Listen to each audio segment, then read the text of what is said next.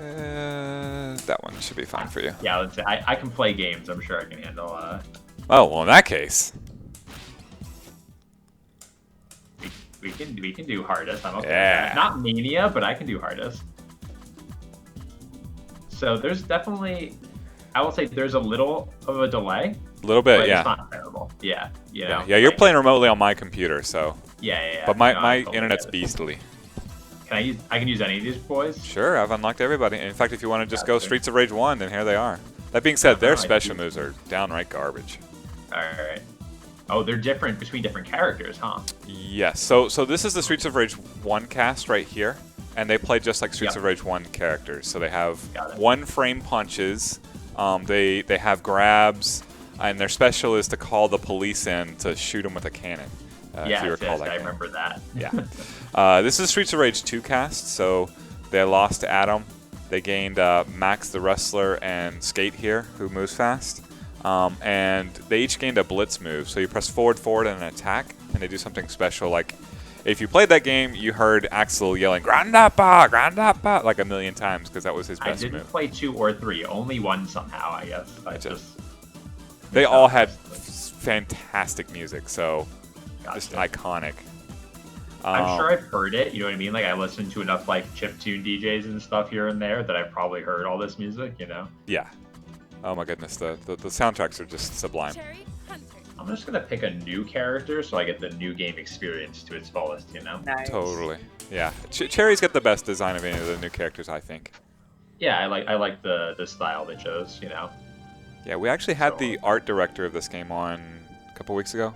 Oh, nice. Yeah, it was a trip. Like, to think that, like, the guy with the #1 game in the world was on our dumb little stream. It was kind of cool. Was hanging out? Yeah, that's cool. All right, some backstory, which I'm sure is very important. Oh, yes. There will be a quiz later, of course. As long as you remember the word syndicate, then you're good. Why syndicate? Why syndicate? Why syndicate? Yeah, it's not Mr. X. He R.I.P. Mr. X. Yeah. Out with the X and with the Y. Mm-hmm. I like how the fifth guy is not present in this still. There were 5 guys for the. He's the surprise unlockable later on. Spoiler alert. He's the Green Ranger or whatever. Yes. White Ranger. Yes. Yeah. All right. Can I use the D-pad? I can. Excellent. I'm just gonna scoop that up. You know what? I will say I've seen like 10 seconds of this from a streamer. You know, like I didn't just hang out and watch it, but I like popped in for like a second, and I was like, oh, this looks like a cute beat 'em up, and then just moved on. You know. Like I said, this is better than it has any right to be. I mean, beat 'em ups I feel like they're easy to make decent, but they're hard to make good. You know. Yeah. Yeah. Well, I mean, so we're at Free Play Arcade, and like the name suggests, all of our games are free. There's a pickup. There you go. All of our games are free once you get in, and that works great for Killer Queen. That works great for fighting games. That works great for Pac-Man. It works great for everything except beat 'em ups. Yeah, why's that? Because there are no stakes to the game. You just keep hitting start. Oh, I see. So everybody can kind of have the same experience where they.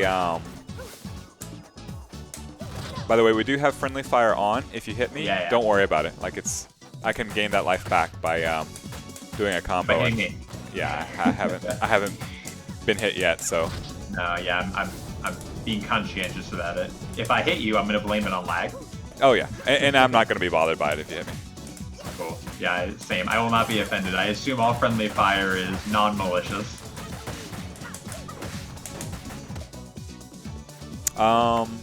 But yeah, so beat 'em ups on the free play model, like that's the one game genre that suffers because there's no stakes at all. The moment you die, you just continue, and so you get great games like Konami's X-Men 6-player beat 'em up, which we have the original authentic arcade version, and everybody just credit spams Colossus, and you hear rah rah rah, and like the game isn't fun for anybody. Yeah. And that includes like the player playing Colossus. Like they walk away with 900 lives, having hit the start button that many times. being bored by the game because they ruin their own experience. And it's just a cyclical thing. Like, you can't get around it. Yeah, I feel like that's an interesting like design sort of like question mark, right? Is like when your game is based upon a like metagame economy of tokens, like what do you do when that metagame economy is broken? You know what I mean? Like how do you compensate for it? And I think games like Killer Queen work because they kind of eschew the economy completely. You know what I mean? Like if you go to a Killer Queen machine that's not on free play, there's still a pile of quarters or tokens on top, you know, because everybody's just like, yeah, I'll put $5 in and 10 people do that. Now you have, you know, $50 on the tab. But for a game like a beat 'em up, yeah, you're right. It doesn't really work with that, you know. Yeah, it's the only type of game I can really think of that it suffers from that. I mean, none of them suffer quite like that style of game. Ninja Turtles is like everybody has the same experience. They play through it once to see the ending, and then they're done with that, and they're like, I played the game. Well, like you can play it with an eye of doing it well, but you can't because there's 3 other players, and inevitably somebody's going to walk in and then credit spam, and you can't play the game how you want. They get bored, and then the cycle continues. Yeah, that makes sense. I wonder if I'm trying to think another game that might have that issue is light gun games, you know, where like you have to continue under that same metric, and like you kind of want to, you know, like I like Time Crisis, I guess it's called, the light gun game with the pedal. I think that game's great. Yeah, all-time classic. Beat it, but like I suspect that if I had unlimited credits, I would beat it and I would never play it again, like you were saying. Whereas right now, we'll get you back in there. That's fine. I don't mind watching. I need to learn, and dying is part of learning. I don't mind sitting out for a minute, you know. All right, we'll let this one be for keepsies then. Yeah. But this game has stakes, right? It just showed you its stakes. Like you couldn't, like we can continue from level to level. So if we beat the boss in a stage, then we can continue to play on level 2. But we can't just hit start with infinite lives. Right. Is there an expense to using my guitar? It looks like it lowers my health, maybe? Yes, so it turns it into green health, which you can, as long as you don't get hit, you can combo an opponent, see how every single hit brings back the green health. Got it. And once you get hit, you lose it all permanently.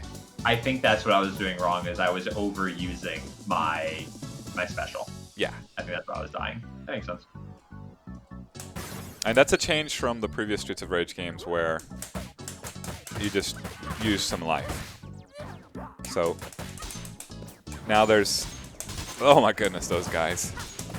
Woo! Harder than any boss right there.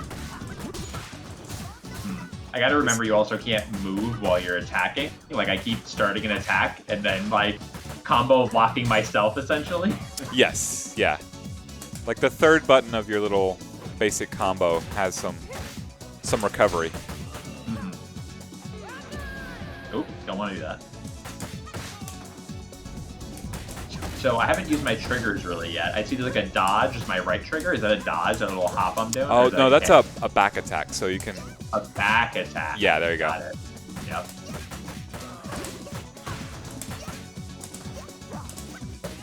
It looks like a little cute little dodge and like a little whoop, you know? Yeah, with her. They did a pretty good job of also making the characters play a little different. You're playing the very quick character right now. Okay. So do I have like less health in that as well, you think, or? I don't know about that. I don't think so, actually. You can have that. That's a full health right there. Because I'm worse than you. Less experience. A lot better here.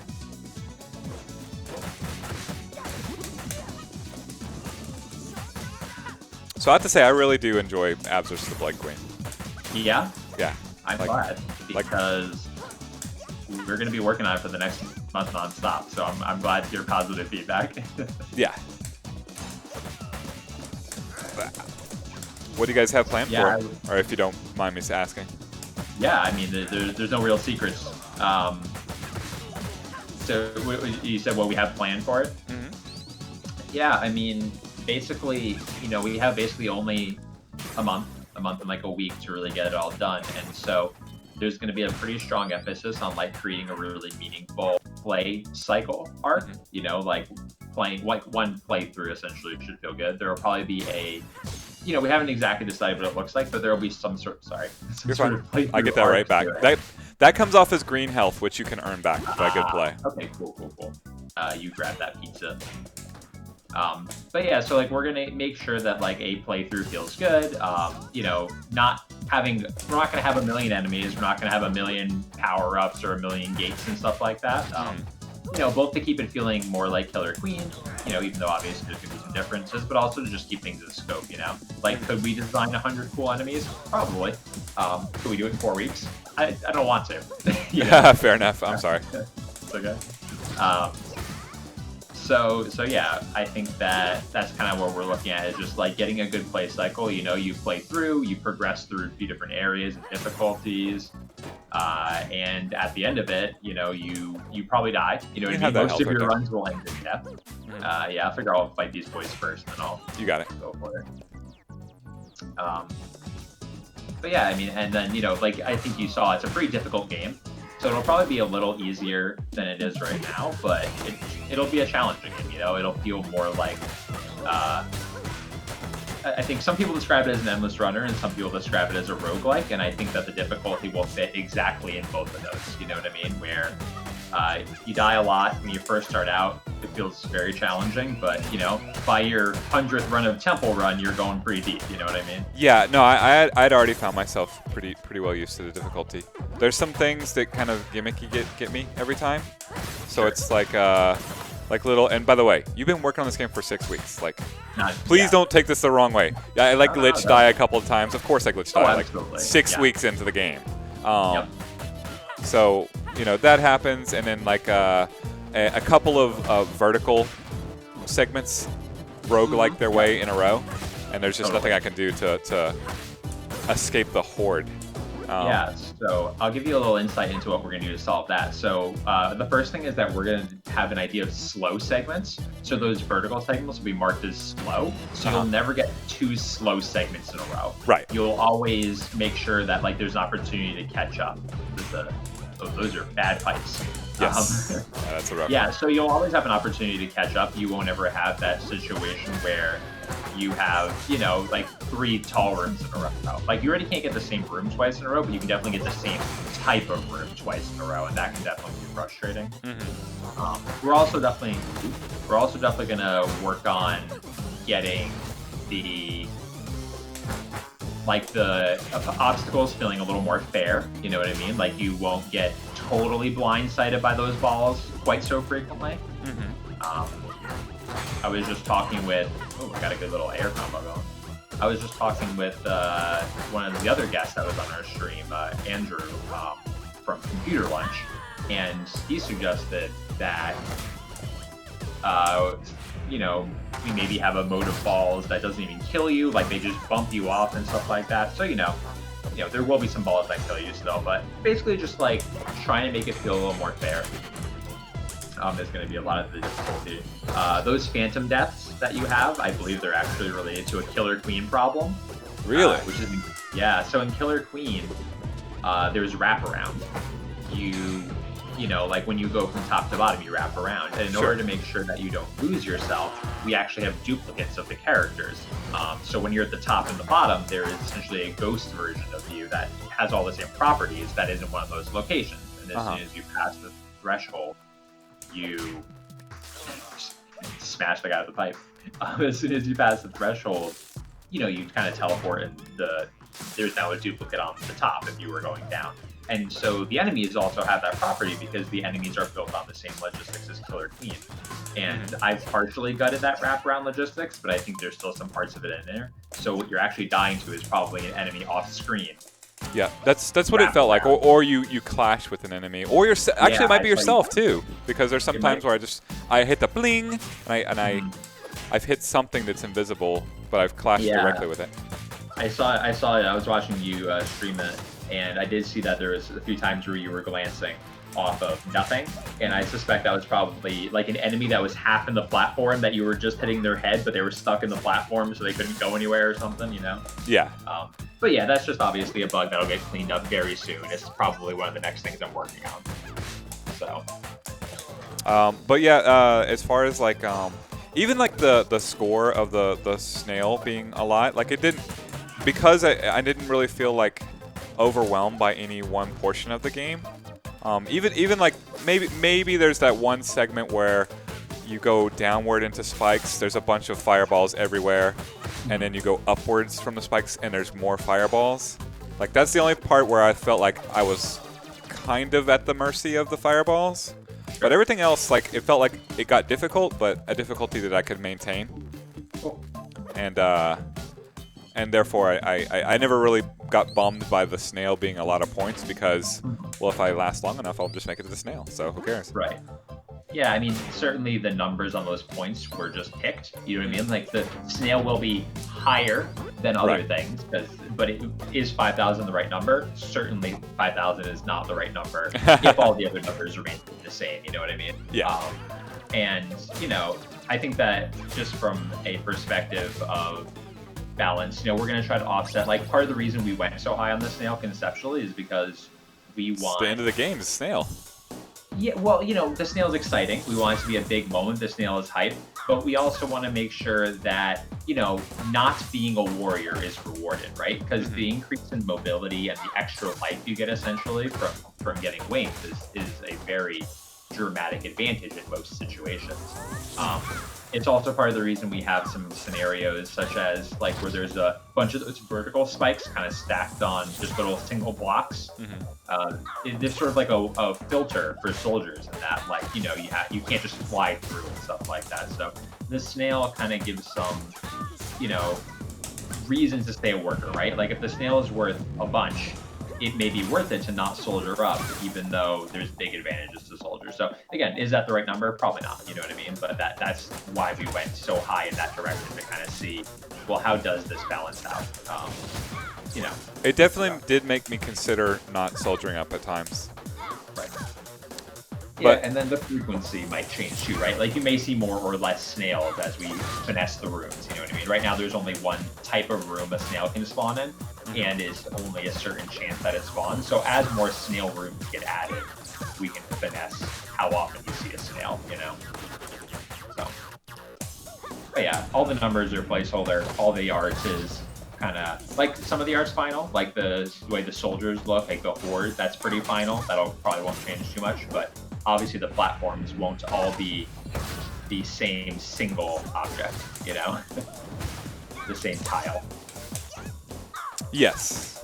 Yeah. Well, I don't know. Like I said, I really liked it. I really like how much it feels like Killer Queen. I mean, duh. But like there is something to that where like I feel like I'm getting a little bit of Killer Queen, and I miss it. And like I know Ian was watching me play, and he was saying, well, maybe if they added, you know, this power up or this little thing right here, and in my head I was thinking, yeah, I don't want any part of that because this feels like Killer Queen. Right. Yeah, I mean, I think that's an important like design philosophy and sort of like tug of war that we have to play every time we add a new mechanic. And I think a lot of the things we've been trying are things that didn't work in Killer Queen, but we thought might work in Killer Queen. Stuff like spikes and lava. Actually, we've prototyped in Killer Queen and built whole maps around them. And they just have the lava fun. troll. Yeah, I mean, you don't want to die to the environment in Killer Queen, right? Because the game is playing against the other players.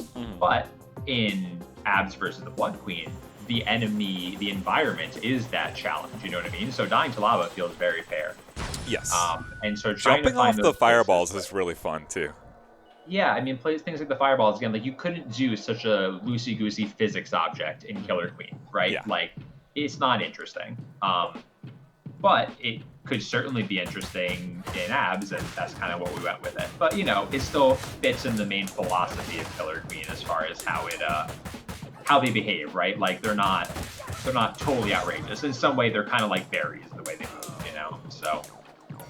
Well, as someone who's really enjoying playing it, if you want a testing helper, then send it my way. Great, yeah. I mean, I would love to get you a build at the very least that has a few of those little bugs cleaned up. I'd love to get rid of like those phantom, you know, warriors and stuff, and maybe like, we'll probably tone down those balls just in terms of like how frequently they show up relatively soon. So I will definitely put you on that list, and I think that you would definitely enjoy it more if there weren't those random deaths, which obviously, I know you're totally understanding of them, but they're frustrating. You know what I mean? It's not fun to get real deep and then, Well, I've been playing Volgar the Viking of late. I don't know if you're familiar with that indie game. I'm not actually. It's kind of a like you can describe Killer Queen as a combination of Mario Brothers and Joust, and not be unfair. That game would be a combination of Ghouls and Ghosts and Rastan. So like very hard arcade platformers. Okay. So it's ruthlessly hard and infamously hard that you could play for 2 hours and not get to the first checkpoint. Okay. That guy is so annoying. You can certainly have that pizza or whatever it is, the ramen over there. I would leave that item alone though on the floor, so I can get zapped with it over and over again. All right, so I'm clearly underutilizing my special abilities. How do I know when that's charged, or can I do it any time? The star move is a combination of your jump move and your jump button and pickup button. You have 1 star underneath your health icon right now, and it uses that star. Does it recharge? Oh, I have to pick up the stars. I saw the stars. Correct. Yeah. Got it. Cool. And if you take a taser, which I have, and you tase the arcade cabinet, well, you go into a retro level from Streets of Rage 1. Oh boy. Oh, interesting. Let's punch this guy a bunch. Is the boss, I guess? Yeah, he is. He's like a sub-boss in Streets of Rage 1. Ah. And he looks a lot like, if you ever saw Streets of Fire, Willem Dafoe's character in that game. Or that movie. There's your star. Have not. Yeah, I'll try to remember to use it. Streets of Fire clearly inspired Streets of Rage, and what blew my mind, because like Blaze looks a lot like the main character, and like, are you familiar with Final Fight? Very superficially. Like I didn't play a lot of these games, honestly. It's okay. It's okay. Yeah. Yeah. The plot is a guy named Cody's girlfriend gets kidnapped by an evil biker gang, and he beats up everybody in the city until he gets her back. That's the plot of the video game Final Fight. Okay. And the Streets of Rage, a guy named Cody's girlfriend gets kidnapped by an evil biker gang, and he has to beat up the entire city until he gets her back. Like, it's literally like the basis of every beat 'em up genre game ever. Got it. In fact, to the point where it even like tapes the name, the Streets of Name nomenclature, right? Right. Yeah. So the guy who designed this game that we're playing now, Streets of Rage 4, he's from Paris. Obviously a big fan of the franchise. Had never seen it. He had no idea. I was like, you've got to be kidding me. Like, you got to go see it right now. You did an entire game loosely based on it. Right. You were inspired by this whether you do it or not, so go check it out. Yeah. That is funny. Yeah, I mean, I kind of wondered just like if, there are definitely games that I've never played that people will tell me games I've made remind them of. And it's just like, I feel like, those things inspire so many other things. You know what I mean? It's like, yes, I've never seen that movie you're talking about, but I have watched this TV show that was inspired by that movie and played this game that was, you know what I mean? So. I'm sure that... No, I totally understand that. And yeah. Nice. Yeah, a lot of times the lineage gets lost after 1 or 2 generations too. So like Mario Brothers is directly related to Japanese loving Joust. So that's their version of that game. Well, also like if you follow the breadcrumbs, that's Smash Brothers. And also it's Killer Queen. So like Smash Brothers and Killer Queen are in some ways cousins, but like 3rd generation cousins or whatever, and so you could definitely tell me that somebody who built Smash Brothers has no idea what Joust plays like. Right, yeah. Even though he owes everything to that, right? To Joust, right? Yeah. I mean, and I think that's always an interesting thing too. And I see it a lot. I DJ as well, and I see it so much in electronic music where, there's these songs and whole genres that are so clearly influenced by, like, disco, for example, right? And, shut up, pizza. And, watch out for the taser. People they don't really know about those roots, and they don't need to, right? You don't need to know No. that this EDM subgenre was influenced by disco, right? Like you don't need to know that's where house music came from. But it's interesting that like it does exist, you know what I mean? Like there is this whole back ethos, and once you start looking into it or start, you know, producing it or developing it in any way or playing it, you just incidentally start realizing, you know, you hear a disco song and you're like, that's got the exact same chord progression as this like, you know, progressive house track I heard my friend play the other day or whatever. And it's just, I guess that's just kind of how art works, right? Yeah. Music is such a especially sensitive subject because now you have like rights issues making I don't know, the use of music and the lineage of music really murky, and like music not being able to build on, like De La Soul not being able to do anything anymore. Right. And like I totally get supporting the artists. Like I want to support the artists, and then in some ways the artists themselves are stifled by it. Like if you weren't allowed to make a game inspired by Joust and Mario Brothers, then we wouldn't have Killer Queen. And frankly, I'd throw Joust and Mario Brothers both in the trash. Like if to get Killer Queen, like this is lunacy. Yeah, I think that one of the best for sure. Is this what I want? How do I use my star? You want to use the pickup button. There you go. I did it. There we go. Okay, cool. Yeah, I think that one of the best things that's ever really been, you know, as far as legal things for games is that you can't copyright game mechanics, and that's just fantastic. Yeah. You know what I mean? Like, thank I do goodness. think it's important. Yeah, it's important to protect IP, right? Like the Killer Queen IP is Yes. our money, right? You know, Yeah, and absolutely. we need to have that. But nobody should be prevented from making a game with 3 victory conditions with 10 players. You know what I mean? Like, I think that's really, you know, as long as they don't try to market it as us, you know, use our art or our, you know, anything that's really truly copyrightable. I think it's awesome, you know, because like you said, if Joust was copyrightable, just like the idea that Joust exists, then there would be no Killer Queen. And Right, and there's Killer Queen generations isn't of people who have no idea what Joust is, and they're Right. influenced by it. Like it's so stifling, and in music, it is that way. It's devastating. Totally. I mean, you know, and it is usually really interesting too. Like, I think one of the first times that I really was just like saw what a big difference it could make is that Kanye West put out a song "Stronger" and added a really huge Daft Punk sample in it, right? Like the track "Harder, Better, Faster, Stronger" by Daft Punk was basically the whole like beat and riff for it. And tons of people that listen to Kanye West don't know Daft Punk, right? And they don't necessarily have a reason to. But I bet, you know, if they like that, I'm sure that it, you know, first off, Daft Punk got paid for it, which is cool. And then also, you know, like, it was just such a transformative piece. Like, it wasn't Daft Punk's track in any way. Right. But it, at the same time, clearly was Daft Punk's track. Like, if you had heard that track, you were by no means confused, you know what I mean? Yes. So when it works, I think it's great, you know what I mean? But unfortunately, you have to be Daft Punk and Kanye West to get the rights to use your Daft Punk sample as Kanye West, Right. you know what I mean? Yeah. No one else can afford to do it. Yeah, like he had no problem getting those rights, but I would.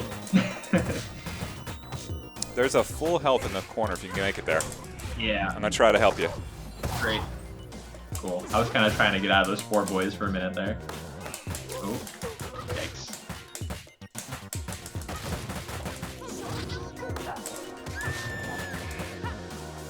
Oh. I'm gonna let you do that. There we go. Oh man. I don't know if I'm helping more than I'm hurting. No, I'm you're hurting more than I'm Oh. Whoa. You really Boom. took us for a ride there. Okay, gotta watch out for that Falcon Punch there. When he charges up, you know he's... Oh, nice. Give him a little chin music to finish it up.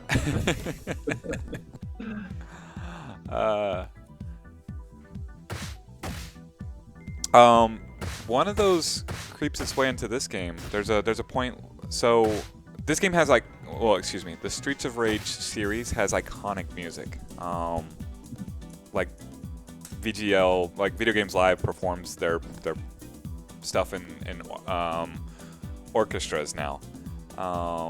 a million remixes out there of Streets of Rage music. And Childish Gambino samples Go Straight in one of his. He samples Streets of Rage 2 in one of his albums. So to make it come full circle, one of the artists put Childish Gambino in the background of this game. Oh, cool. Yeah, see, I mean, I like that, right? Like that's cool, and I mean, it's collaborative and cooperative, you know. And yeah, I think, you know, just taking it back to game mechanics, that's where I think, you know, appropriation really shines as a way to build both products. You know what I mean? Yeah, and like you said, like IP needs to be protected. Like, no one needs to release Killer Queen Apex for whatever, and you don't get any kind of like, or Bumblebear sees none of that. Like that's ridiculous. But yeah, art building on art is sort of like, it's just called art. Yeah, exactly. And I think that people, you know, there's this idea for game players that, in some way, like the idea that like we're competing with each other as developers and artists and stuff like that. That if there was another good Killer Queen-like game, it would somehow make Killer Queen worse. But it's just the opposite of the truth, in that the more people are playing games like Killer Queen, the better Killer Queen is. You know what I mean? Like, it's not like Fortnite is taking players away from Apex Legends. You know what I mean? Like, some people play Fortnite, some people play Apex Legends, some people play both. And that genre, like Apex Legends wouldn't exist if it wasn't for Fortnite. You know what I mean? In terms of like just the popularity that Battle Royale games enjoyed. And I mean, I would love it if there was, you know, other games in the genre of Killer Queen. You know, like I would not be in any way personally slighted if somebody said, I made a, you know, whatever genre Killer Queen is in. I made a game in that genre. I'd be like, let's play it. You know what I mean? Like, I would love to see what you've done. You know what I mean? I think Twitch has you in MOBA. Yeah, it doesn't feel like MOBA to me. We internally really debate, like, you know, with more frequency than is probably productive, what our genre is, because we would love to nail down a genre, and we would love to do something like MOBA, because MOBA didn't exist before it existed. You know what I mean? Like that was a brand new idea that they just put out there. Like the idea of a beat 'em up, that genre name is pretty straightforward and like it's kind of broad. You know what I mean? Same thing with like a roguelike or something. But you know, MOBA is a really narrow genre. It's got really strict rules to really fit into it. You know what I mean? Like the idea of lanes and characters. You know, and Killer Queen has those same strict rules. It's just that we don't have a name. Yeah, it's a squad-based single-screen platformer. I think that's probably the most like direct. Yeah. I think the real problem here, I'll tell you what it is though. It needs to be catchy. Beat 'em up, catchy. FPS, catchy. MOBA, catchy. It can't be 10 words. And so we need something like, you know, like it needs to be, arena platformer tactics. So it needs to be like an ARPTA or something. You know what I mean? Like it has to have a sexy name in addition to an accurate name. You know what? It's the next game in the game that is influenced by Killer Queen. Will be the one to like set that, because and honestly it might end up being Killer Queen like in Metroidvania, for example. Sure, yeah, that'd be great. Like I KQ like, if that was like the genre name, that would be fantastic. And again, a way that it would be good for them, right? Because they can brand, right? They can say we're like Killer Queen, and players go, I get it. They don't even have to play the game; they just get it. And it's good for us because you know, then we have a genre name. So yeah. But yeah, you might be right. It might not be up to us to set it. We've been hoping the community decides, right? Like, it'd be awesome if somebody else named it and, like, the press started using it or something like that. Which hasn't happened yet.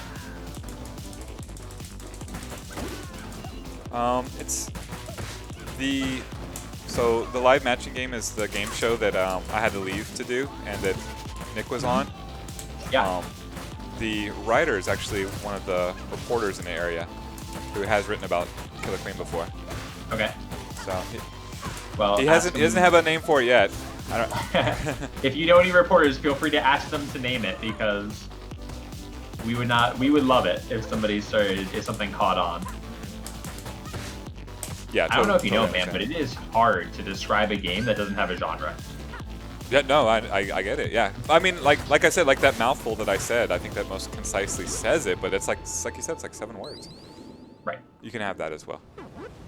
I was trying to pick it up. I was picking up money instead, I think. So these guys with blonde hair, you have to run into their character model to grab them and then throw them. Otherwise, they just keep punching. They have infinite amounts of armor. Okay. If I just beat the big lady, will the other that'll guys work disappear? quite nicely. Okay. Oh, I see. I got you. So Yes. you have to grapple them for them to. I understand. Right.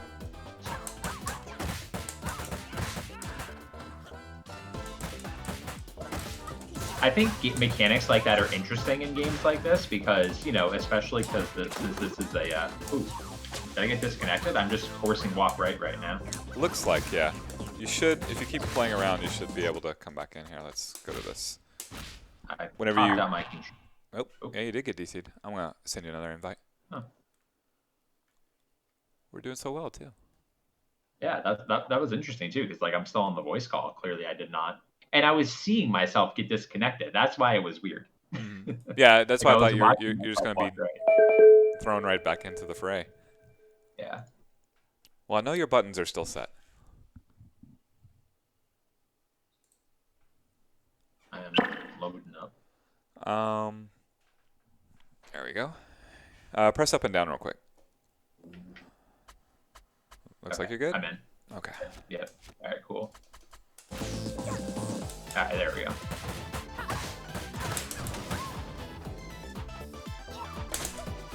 But yeah, I was saying, I'm beating the heck out of you.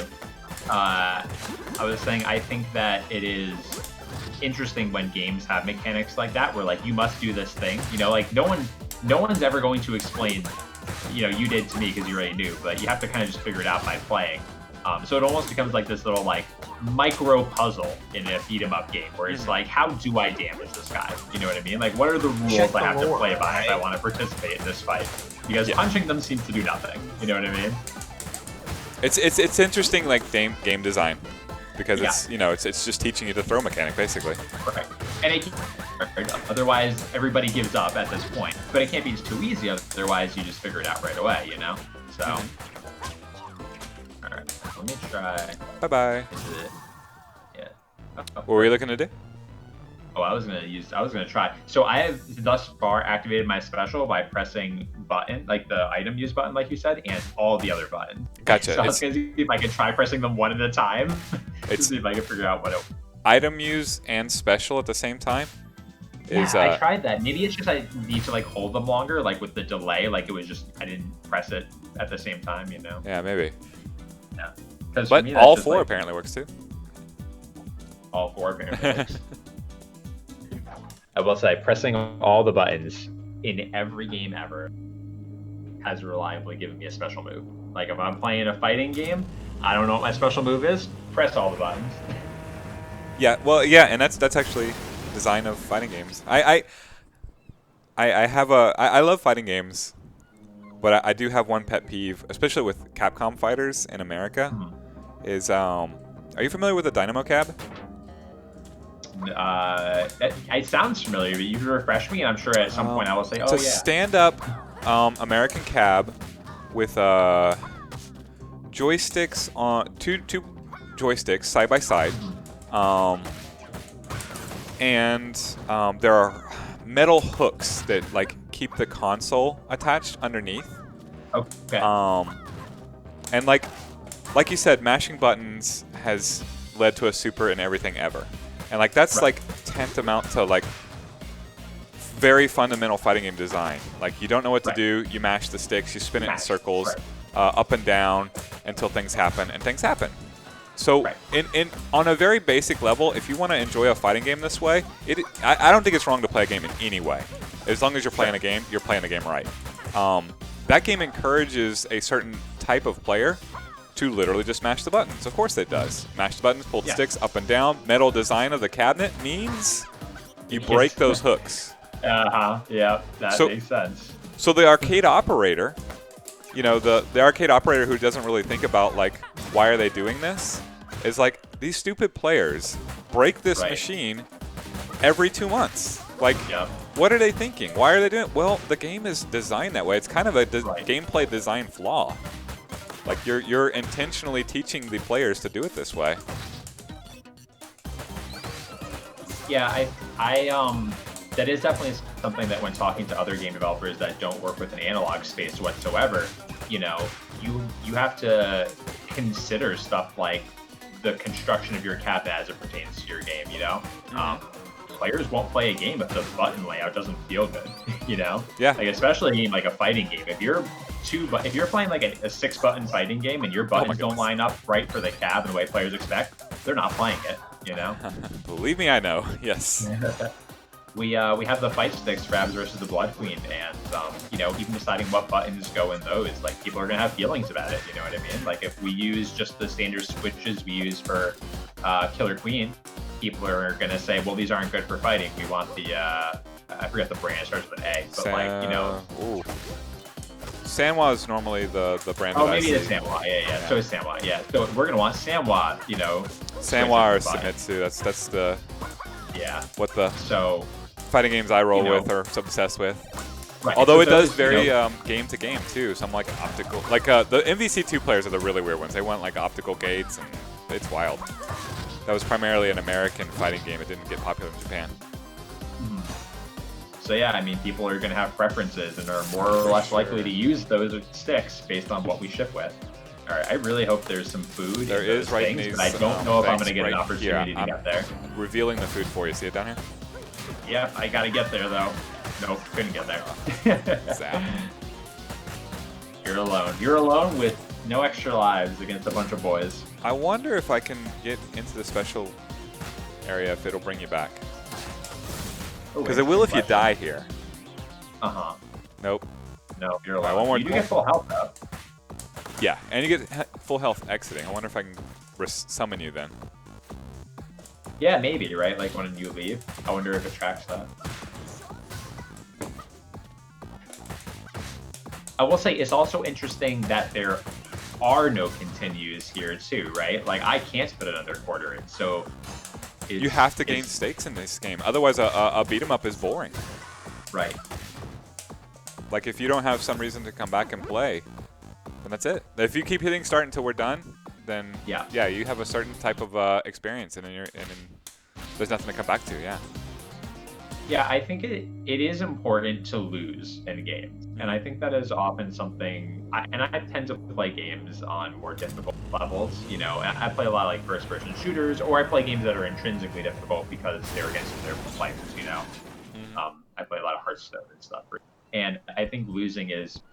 Like, people don't give enough credit to how fun losing is because you don't think it's fun. If you say to somebody, do you like losing? They're like, of course I don't like losing. But, like, people love losing, you know? Like, people lose more games than they win all the time, you know? And that just makes them want to play more. Yes. So I agree with you. Stakes are super important and, you know, they contribute to pacing and replayability. So, but it is, you know, players don't want an easy game. They want a fair game, and I think that that's a tough balance, especially, I mean, for games like this. Yeah. I imagine these games are tough to balance as well. We have the privilege of games like Killer Queen. Killer Queen's really easy to balance because it's symmetrical. You know, we're only balancing the stage with itself. You know what I mean? Like, Snail has to be good enough on a stage. You know, zones have to be meaningful enough to ledge guard it. But we never have to balance the players. You know what I mean? There's no enemies. Right. So in some ways, it's actually easy to balance a Killer Queen map once you have a good shape. Whereas something like this, I wonder, like, with games like fighting games or beat 'em up games, how much time is spent. Because one of the reasons I never want to work on a fighting game is because it's hard. You know, like, honestly, like, for the amount of design time you get, you have to do infinity testing and quality assurance and it's balancing. Because if one character's got one attack that's a little too good, the whole game is broken. The whole thing. Yeah. Every single part of it.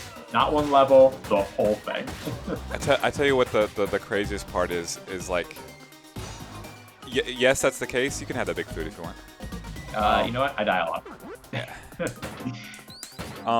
You can have it feels like happenstance when a fighting game is well made, because like people swear by Capcom fighters. Capcom makes more garbage fighters than I have ever seen. Like the entire community hates Street Fighter V, or is getting paid money to play it, or both. Yeah. And it's like these are the same guys who made Street Fighter 2, which is still being played today. Right. Like Which in free play. Legendary, and will be. Like, I don't think people will ever stop playing that game, to be honest. It's our killer app. Like, it's an arcade exclusive even now, because they can't make a good home port. And the reason they can't make a good home port, in part, is because the hubris of game designers, like, being like, I can fix it with just a tweak here and a tweak there. No, you can't. It's like, no. It's like balancing paper, rock, scissors, except the most complex version of paper, rock, scissors ever conceived. Exactly. And sometimes it works, and then you just have a piece of gameplay art, and that's like Street Fighter 2, right? It's just, is it balanced? Nope. It's got janky silliness, but there's something beautiful in there, and you know it when you play it. Absolutely. Yeah. I mean, even I, who doesn't really play fighting games, like, I have good memories of playing that game, because when you start playing it, you're just kind of like, oh, this does exactly what I want it to. You know, like, this feels right, mashing feels good, learning feels good, picking a character feels good. So, yeah, for sure. There we go. All right, so yeah, I just got to hold the button down a little longer there to get the input going. Get off me! Oh my goodness, these guys in the black are so annoying. I can't tell you how annoying they are. Not grapple these shield guys, huh? Not until you lower their shield. If you can stay alive a little longer, I'm going to get us into the special level. Oh, you want to... There we go. There's the full health refill. Holy cow. Make that hard. This is a tough little area. I think that's where I died last time. Yeah. I'm trying to help. Yeah, combo. Oh, man. Don't worry about that. I just follow through with that punch right to your face. Oh, boy. Stanza. Yeah. I think balancing this, like a beat-em-up, is a lot easier than balancing a straight-up fighting game, because if... Oh, for sure. Yeah, because this is like, you're playing as... you're playing a fighting game, but you're playing with broken characters. Like, our characters are way broken. It can be unfair, yeah. Yes. As long as it's unfair, skewing towards the player, the player's favor. Right, we're gonna have fun here. Yeah, but for a regular fighting game, it's just...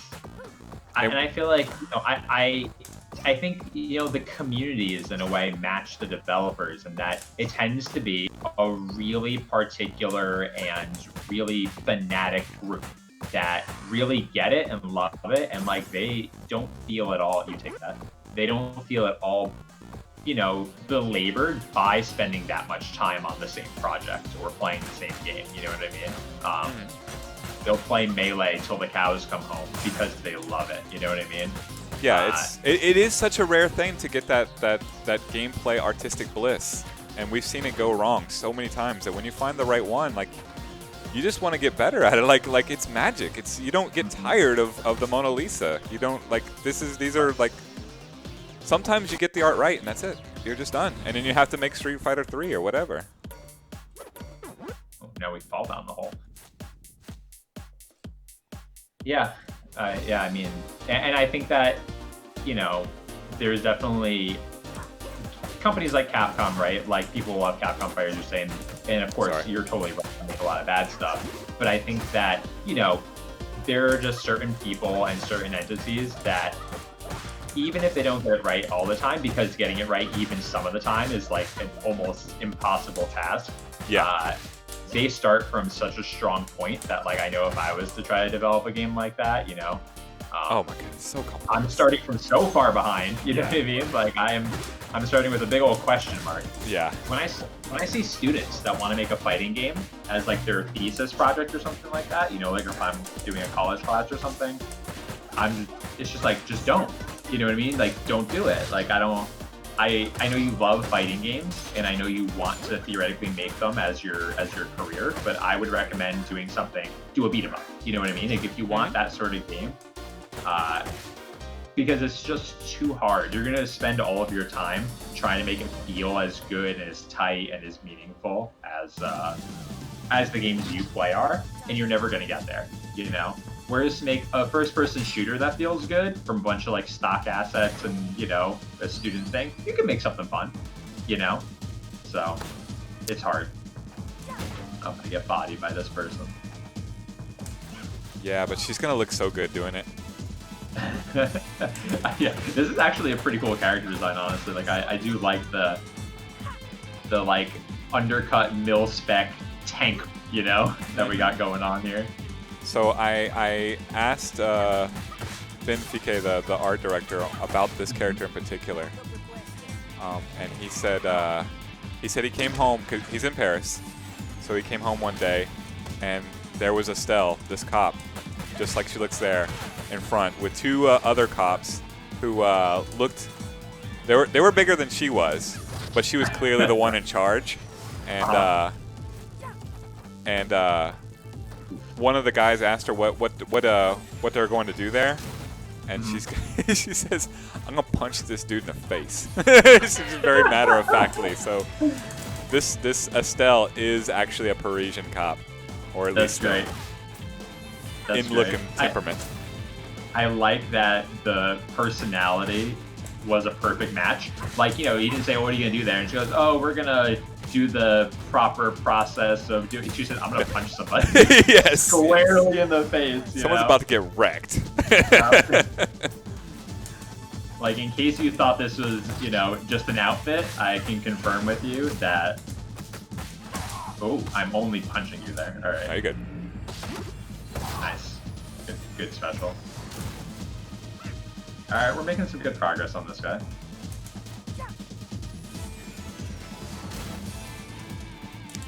I like the way they styled that calling in for backup. How it's clearly the same, style as the specials from Street Fighter 1. Like, I think those kind of throws are like those nods are really important. And yeah, well done here.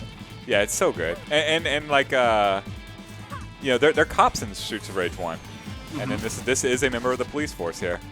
Right. No, it makes sense. I think it's good design, and I'm spending more time dodging these missiles than anything. Right, because it's the Streets of Rage 1 special too. Yeah, it's fantastic. Yeah, exactly. Like, it just, it makes sense. Ugh. And I think the other cool thing about it is that if you've never played Streets of Rage 1, you're not like, this doesn't make any sense. You're like, yeah, sure, missiles. You know what I mean? Like, missiles are a standard thing. I can get with missiles. Alright.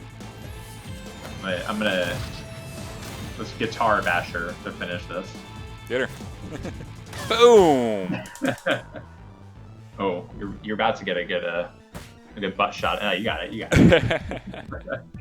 We win. Sure if you'd be denied your follow through. Wow, was that really a 10-minute stage? There's so much content in these stages that they feel long. Mm-hmm. It's just fun. Like, I don't know. I don't know how they did it.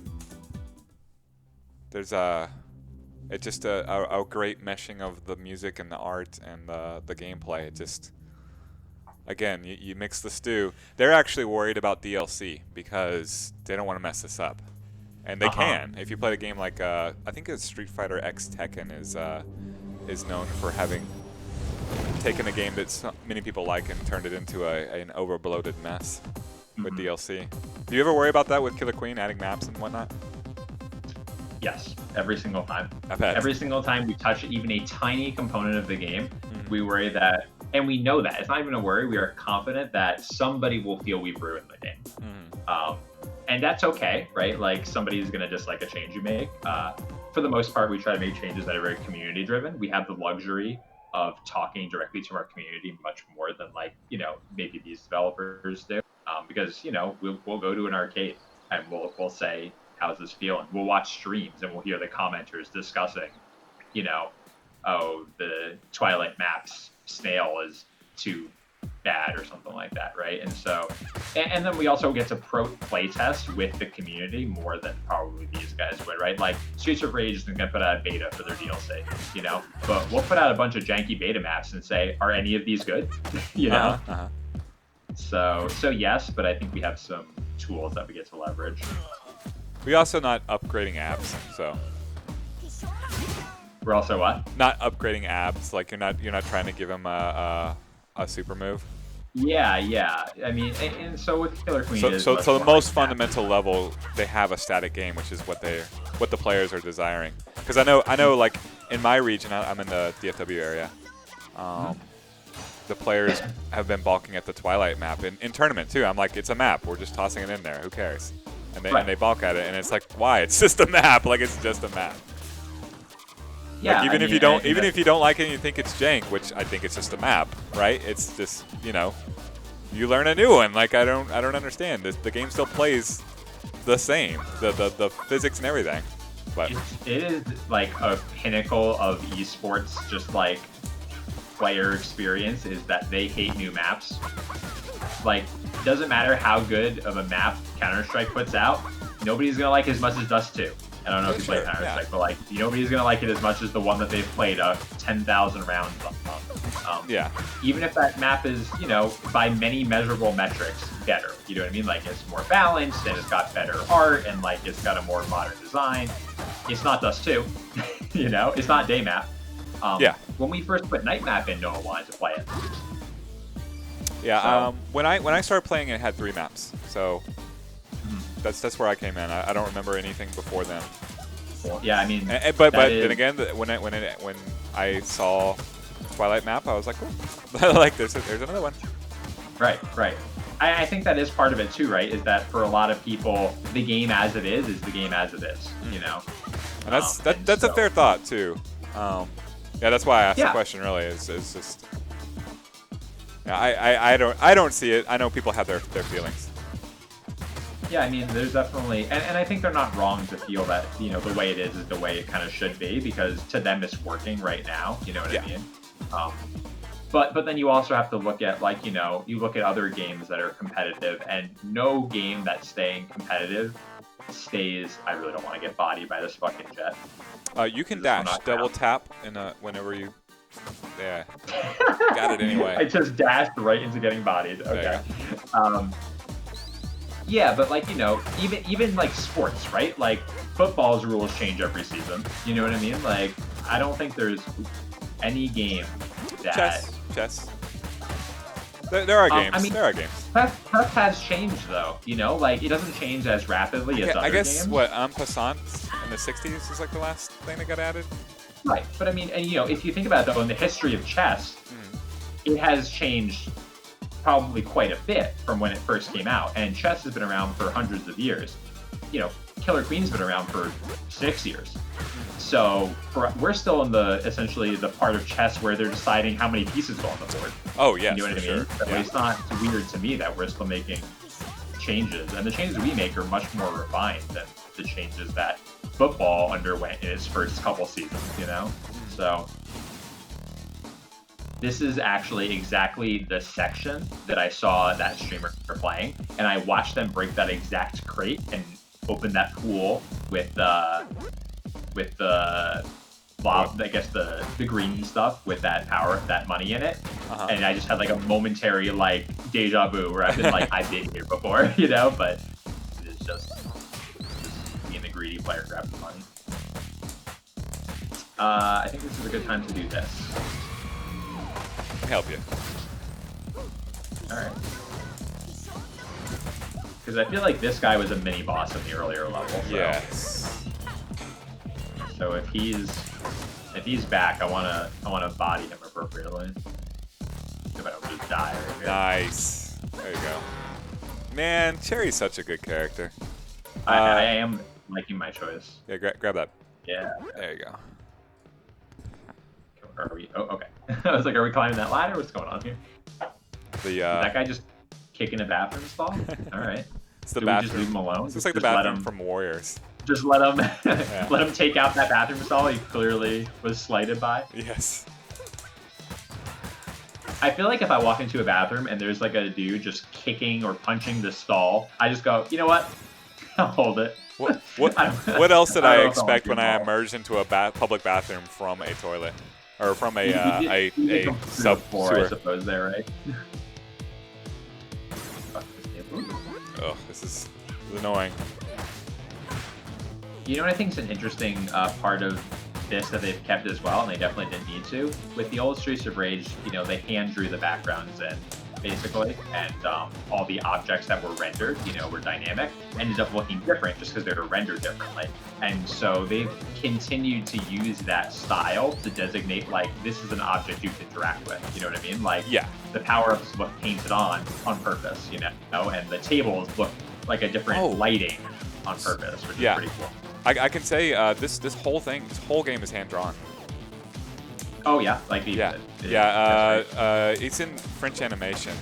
When we were talking about him, he knew basically everybody who had done anything in French animation for 2 decades, and it blew my mind. They did it the hard way. It's really crazy. When we clear this room out, I'm going to show you something cool that they did also. Okay, hold on.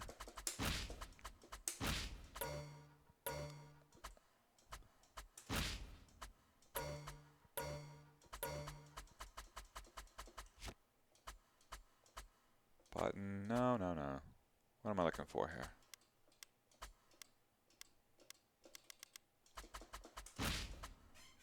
Low latency graphics. Really? Why is it on Ultra now? Who cares? Here we go. So they have a filter.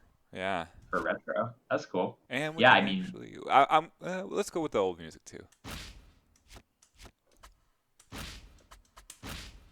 Oh, interesting. Wow. Huh. You know, it's so funny. Yeah, not only does it work, I will say that it feels meaningful. Yeah. You know what I mean? Like, it doesn't just feel like a tacky overlay, which is pretty cool. I'm about that.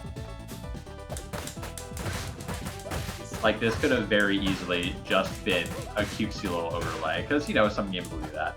But, yeah, I mean, I like that this game is clearly designed by people that get the original There's game. a food right here you might want.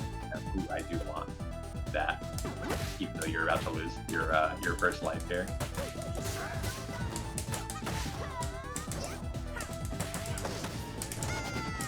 I am having the hardest time with this one simple enemy. I will say, I think, and I know this is just the way a Streets of Rage game plays, but if I was going to make one update to the way it behaves, is that I would like a little bit more mobility with my, like, when I'm attacking, I guess, and maybe that's just like a personal preference, but, you know, you don't want once to be you caught start in animation, yeah. Yeah, you're pretty locked in, and that's okay. I mean, like, it definitely makes your attacks more meaningful. It's just from a personal perspective, I think that it would have felt a little more like modern and polished without losing the original style, but I can see why they kept it that way. Yeah, it's got a very, I mean, we talked about it like being like an OP fighter. Yeah, they kind of get locked into moves. I don't know, it is a fighting game concept to get caught in your animations. Right.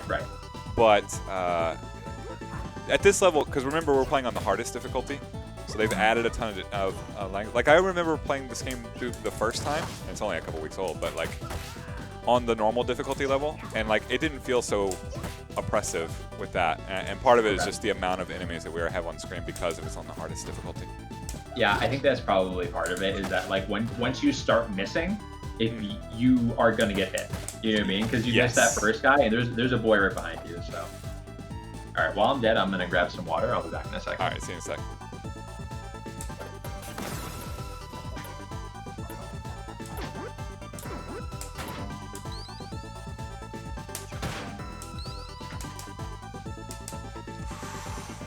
All right, Freddie Mercury. Retro Freddie Mercury.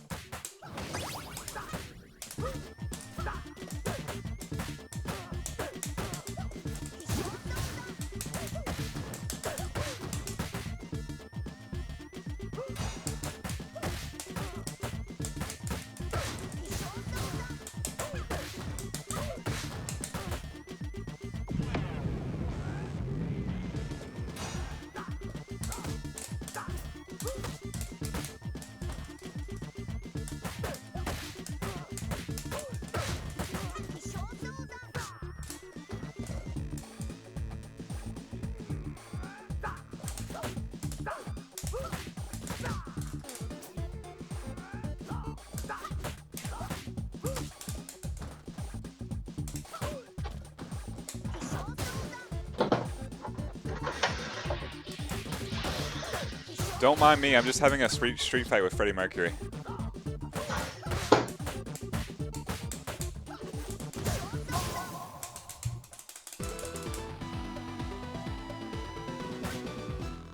Apologies if you just heard any loud whooshing noises. No worries. Me and Freddie Mercury were just having a word.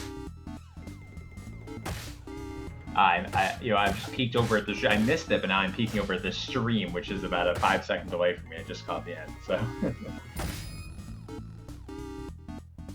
I gave him the let off some steam, Bennett. I don't get that reference, unfortunately. That character, Freddie, looks like Freddie Mercury from Live Aid, but the movie Commando had another villain that looked like that, and that was Arnold's kiss-off line to the villain in that movie. And he tossed a lead pipe through him. I'm definitely the person that doesn't get most of the movie references. I'm just not. I've never been a movie person, and I'll just ask every time. People just be like, yeah, I'm just like, let me know. If that's an important reference for you to get, I don't need to explain. So. Yes, half my friend base only talks in 80s movie references. That's my fault, sorry. No, I mean, there is definitely whole groups of people that, do that, right? Like their lexicon is based on movies, and I just have never been a big movie buff, and when I'm in those groups, I don't feel out of place, but I definitely have to ask a lot of questions, and I'm like, sorry, and they're like, no, because they're usually happy to tell me about it, you know what I mean? Because they're movie people, so I'm like, I've never seen Blade, and they're like, well, let me tell you the whole plot, you know? There's a food item right here. Oh, yes, you're right. We got some katanas now, so clearly we are progressing.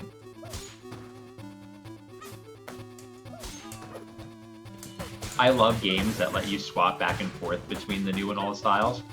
I played a remake of. You ever played the game Another World? It was like a yes, that game is so good.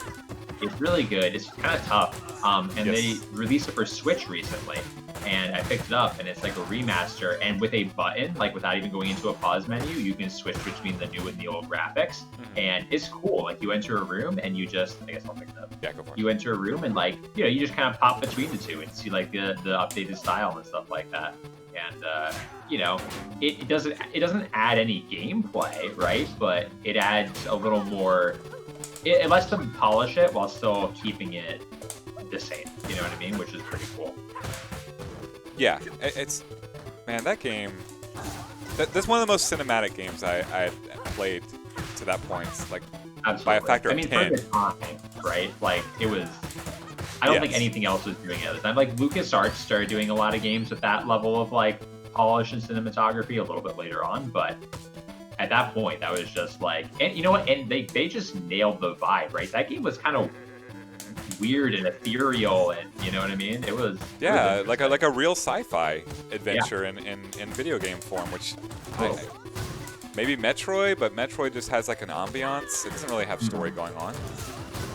Yeah, it just no offense, Metroid fans. It just there's no dialogue. There's no nothing. Right. It felt like a novel in a lot of ways. But it didn't have a heavy story, right? Like there isn't a lot of dialogue. There's no dialogue, like I think the alien says "Matudo," like that's it. That's literally all the dialogue. Grab that, Paul. Right. There's no real dialogue. There's, and yet it builds a world, it tells a story, and at the same time, like you don't know the character's name. Like it doesn't tell the story of a person. It tells the story of like an adventure, and it's just good. I know that one works because it manages without any dialogue or anything else to make you care about that alien companion that you don't control. Right. Yeah, for sure. Like there's no reason to care about him. They just do such a masterful job of the presentation of that game.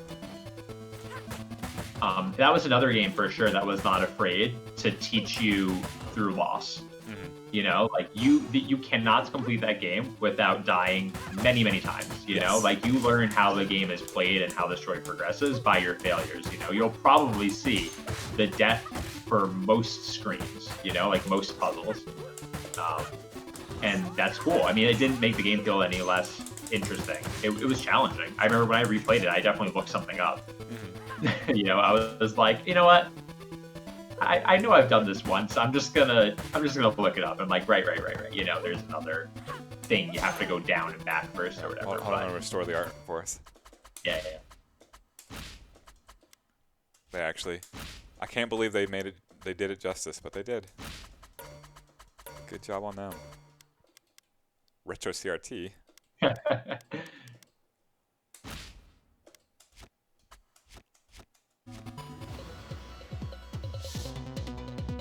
Oh, there's some cleavers. Oh, you got one already.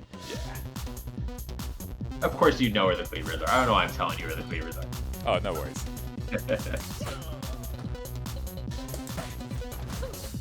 I like playing games. I like playing games at all levels.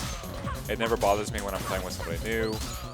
I end up teaching kids how to play 30-year-old arcade games all the time. I bet. Yeah.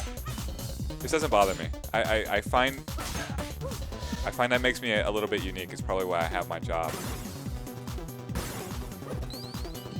Yeah, I mean, I guess to some extent you kind of have to be able to appreciate that experience if you want to essentially host a whole slew of diverse games as your gig, you know? Especially 30-year-old ones, which are the majority of our games. We're a retro arcade. It's just right. Killer Queen works because it's very clearly retro inspired.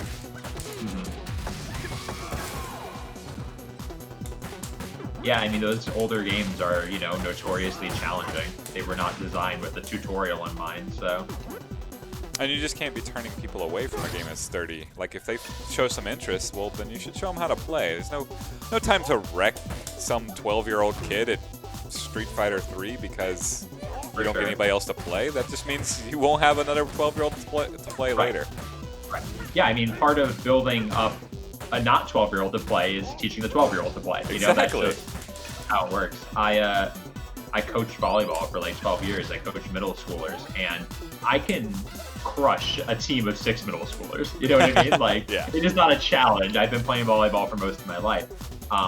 But what really, you know, there is a level of competency to playing your best at a specific level. You know what I mean? Like, I beat them every time I play with them, but I give them I'm not just smashing it at them as hard as I can, right? Like, I give them opportunities to learn from what I'm doing, and I give them opportunities to beat me by setting them up for success. You know what I mean? And I think those are important parts of teaching games that a lot of people don't get. You know, showing them a competent technique and how to defeat that technique, like, it's part of learning. Like, when I do a really interesting, like, you know, special shot that, like, I'm doing it because I want them to understand this is something that they can add to their skill, not because I'm trying to flex on them. You know what I mean? So, yeah, I totally get that. How are you at Killer Queen? Bad. I get the game, but I'm not, you know, like, I would be scoffed at by competitive players. But if you aren't good, if you're a new player, you'll think I'm very, very good because I'm good enough that I appear the same skill as a good player. You know what I mean? Yeah. Like, from the outside, but yeah, like, don't get me. I'll bait you to a ledge and, like, you know, hit you with something spicy. But a competent player would never fall for that trick. You know? Right. So yeah, bad is the answer. Bad for somebody that makes it. I doubt it.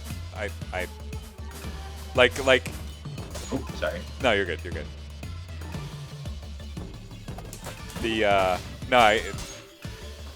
Have you played mini game developers at their games? Like, that's right par for the course because you're making the game. You're not grinding away for thousands of hours on your own creation. Yep. I think that is something you're totally right, and I get that a lot. You know, people, when they hear that I make games, they must say, you know, oh, so you must be really good at your game. No, really, I'm very good. Maybe really good at another game. I don't make, right? Yeah. Like, I'm great at the games that I play, and the games that I play have a major influence on the games that I make. But I'm not a fan of my own games, even though I do like my own games. You know what I mean? I'm not a fanatic in the way that a fan is. Ooh, with all that pizza. Have at it. I played Warren Davis, the creator of Qbert, at Qbert at the. That was the final of Let's Play Game Expo, a local gaming expo. Was like you win the tournament, you get to play the creator in the final round.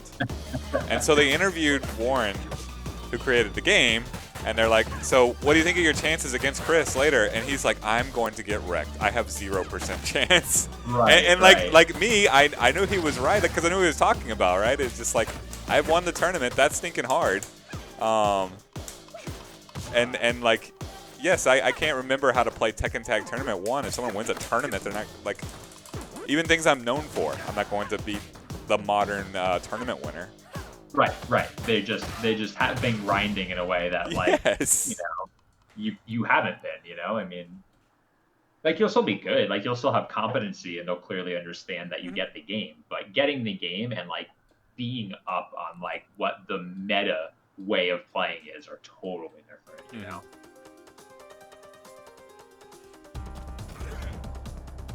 I think that's also another interesting thing about a lot of games, like fighting games or Killer Queen style games, is that, or sports games, I guess, is that there's a meta game, right? For a long time, the way to play Killer Queen was to run berries.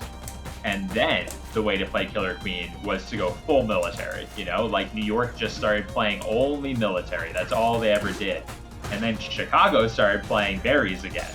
And then New York countered by starting to run snail, you know what I mean? And those were shifts. Like, there were very clear shifts in, like, the paradigm of how to play. And if you didn't know that, if you didn't know New York was going to go full mill, you were going to get bodied.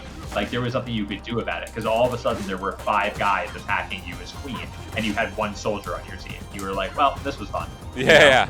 It doesn't matter how good of a queen you are, you're about to get laid out. Oh boy, I'm in trouble. Let's go. Yeah, I don't have much of health to help you with here. No, you're fine. There's a bunch in the corner there.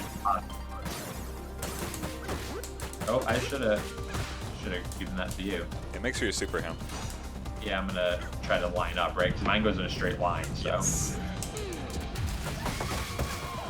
All right, that was all right.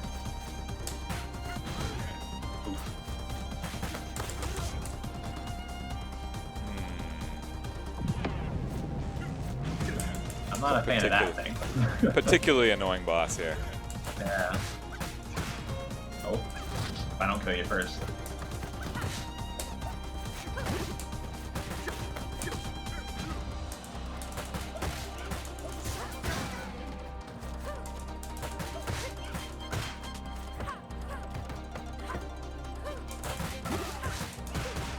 Alright, I've been using my green health a little more wisely here.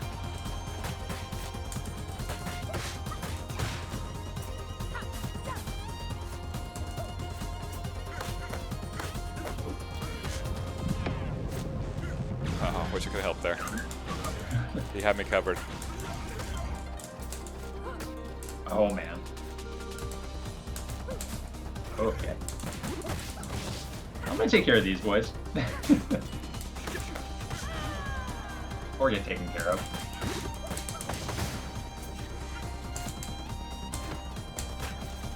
Oh my goodness. I don't know how you got out of that one. Me either. Oh, that was rough. That was rough. We were close though. We were. You want to try another character or keep at it? Yeah, let me try another character. I was also interested in the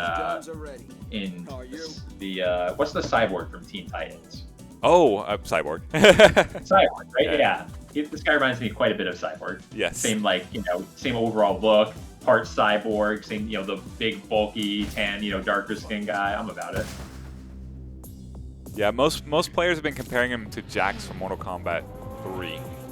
Okay. Who is I'm sure African American bodybuilder with metal arms. Which was not the inspiration of this, believe it or not.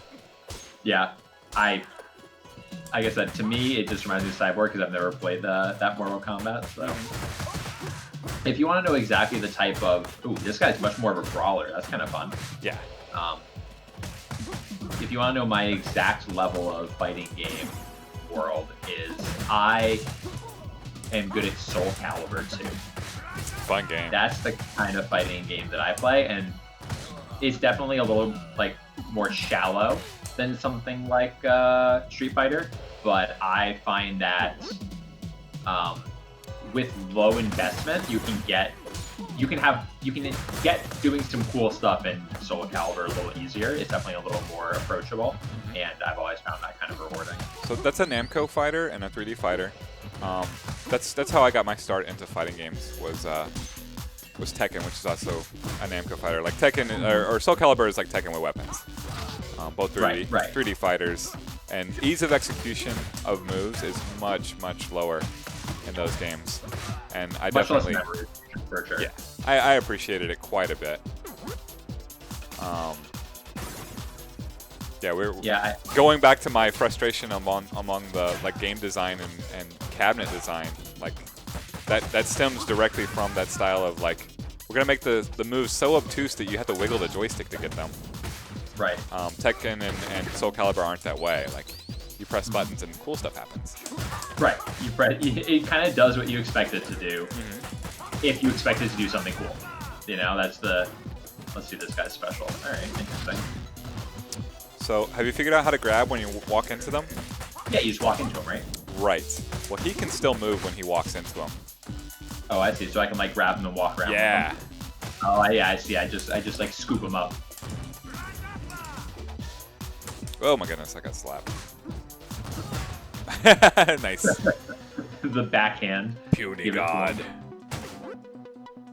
You take it. Alright, I should be good. There's a lower health on the bottom of the screen. I'm going to clear the path for you. I wonder what this guy's special is. Yeah. So if you can pull it off, try and grab one and then walk into another character. Okay. Ooh, spicy. I'm liking this guy a little better so far. As far as like my play style, he's a little more. He has a little more mobility while fighting. It seems like. Yeah, his jump special is his main movement. Jump special, okay. I'll try that. It does use some green, but it's the way he gets around. It also hits people on the ground.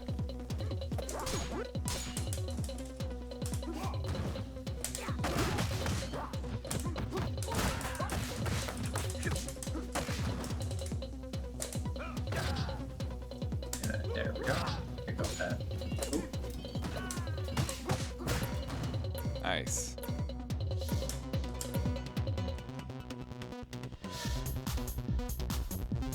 This track is pretty spicy. I'm liking it. There's some great transitions into the music transitions in this too. We'll hear it later. Like I'll try and remember when we get out of that room with the guys with the swords and we go into the room with all the pizza. Okay. The music transitions in a really cool way, and that is something you do not see in games. I love when games do smart stuff with music like that. I love when games. Did you see our video about how we're gonna be doing the music in Abs vs. the Blood Queen? No, I didn't know if you were going to do music. We are definitely again something that works in a single player game. So we're really happy about this. Nice. There's the video online if you want to check it out at some point. Is basically we're going to have layers to tracks, and so each track will have a bunch of different instrumentation. And as you approach enemies or the horde, it will start to get more distorted and make more like interesting sounds. And as you start to get away from the horde, there will be sort of like a more tame track. And in addition to that, there will be different layers. So like a bass and some chimes and some sparkles and whatever. And those will come in now depending on what sort of section you're in. So if you go from a, let's say like, I don't know, a room with a bunch of enemies, but the horde's far away, to a room, like a special room, like where there's like a bunch of collectibles, it'll transition to different instruments. And then while you're in that special room, if the horde starts getting close to you, those instruments will start getting distorted and like having a different, so like, you know, sort of sound to them. So it's all the same keys at the same tempo and stuff like that. And so they all blend seamlessly into each other. And so that's how we're going to be doing all the instrumentation for Abs. And it's all going to be procedurally done by what you're doing in the game. So it should feel really cool. Yeah, that's actually what Ian was asking for when he was watching me play, was like some sort of audio cue to figure out. I'm gonna grab this cleaver real quick. Yeah. grab side. Some sort of audio cue to figure out how close the horde is. Mm-hmm. Yeah, I saw him ask if there was like a meter or something like that, and we're gonna keep it pretty vague for the most part. Like we haven't decided exactly what it'll look like, but definitely music coming in will give you some indication of it, as well as obviously the graphics that you see at the end. I mean, it's really cool. Yeah, and I only played it as it is, and like you said, it's probably going to get less difficult. I was already putting together like 3-4 minute games, which means there might be a level like. Don't underestimate the high-end level players. They will master it, and never. If it's truly an endless runner, then they will make it endless. Oh, for sure. It's not going to be an endless runner. I think is an important thing. It will have an end theoretically. So, that's in a way it will play more like a roguelike, you know what I mean? In that there will be a cycle to it. In that case, thank you as a player, because I am so tired of marathon records. Yeah, no, we're not doing that. This is going to play closer to Spelunky than to Temple Run. But obviously, the gameplay will be closer to something like, a runnery style game. But yeah, so like, you have to imagine, so you'll start out maybe in like a, more tame day mappy sort of area, and that's maybe like 50 rooms worth. And then, you'll get a more difficult area, like the corruption starts coming in, and you start seeing more of like the Blood Queen soldiers and stuff like that. And, and at the end, there will probably be some sort of climax, whether you fight the Blood Queen or, there's some sort of like conclusion, so there will be runs. All right, hold on, wait here. Hear the music? Wait. Can you hear the music from here? Yeah, I can hear. Okay, we'll walk in the next room. room. Charging up, yeah.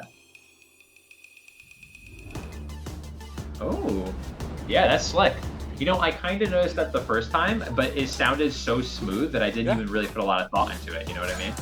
Yeah, if you linger in that room, it'll stay lingering like that. Cool. And then it just breaks it down right when you get into the fight. It's so good. Yeah, it's good. It's a clever way to do it too, to like finish that little mini fight and then to like essentially like build up to this next sort of like, more like constructed room. Yeah, and when it does it as the player, you just feel like, oh, it's on. It is on. Right. Yeah, I mean that building sound, that like shepherd's tone is called, where it just like consistently sounds like it's going up, always built type. Yeah, and this is a boss track here. It's a totally different track, but that previous track, they really did a good job with it. Yeah, I mean, they're doing the same thing here, even though, right? Here they're using that, like whistling, air sound as the transition, right? They're using a lack of noise as the transition, and that's cool. Oh, yeah. And it definitely, they do that a few times during the game, and it definitely, it gets the message across that, oh, this guy's important.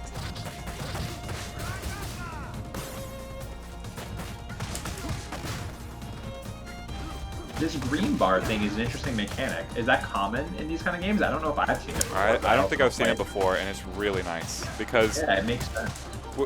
When I was talking about how like X-Men is ruined because of credit spamming, and people just pick Colossus and blow him up. I don't know if you're at all familiar with that game, but no. It's okay. That's what they do. They spam the special basically because there's no context to dying. Well, in this game, it creates not only context. That's the health cost, you're saying. They in previous Streets of Rage games, it cost you health to do the special, so you would avoid doing the special if you wanted to see the game. This time, it like monetizes it. It's really good. Yeah, I like health as a resource. You know what I mean? It's a good mechanic, but it can be difficult to balance, and I like the way it's done it here for sure. Oh no, I'm in trouble. Let's hit him with one of these. Okay, I like this I'm guy's alright now. special in that it's just a gun, so it's a little easier to position, Yeah, this while you're fighting. not so problem. Yeah. It's a problem. Instantly broke that. Let's hit him with one of these. There's your air special. Holy cow. Yeah. Damage. Hit him again. Do it to him twice.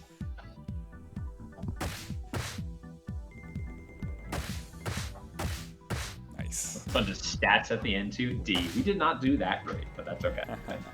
Yeah, we didn't not die at all and collect all the health on full health, so it gave you bonus points.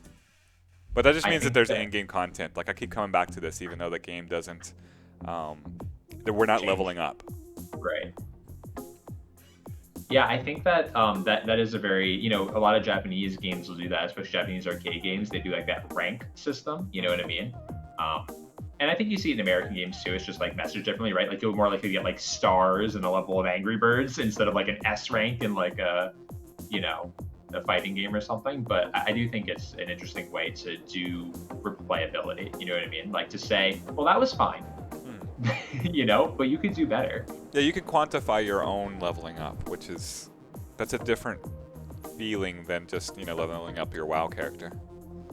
Yeah, I mean, for me, I think it's more interesting because I tend to not really play games that are too numbers heavy in terms of like, I like the Pokemon IP a lot better than I like the Pokemon games because like leveling up Pokemon is kind of a tedious process, actually. You know what I mean? Like it's very grindy and I think that like when you let players complete the level, like there's no penalty for getting a D rank, right? Like you just get a D rank. It just says like, well, that wasn't very good,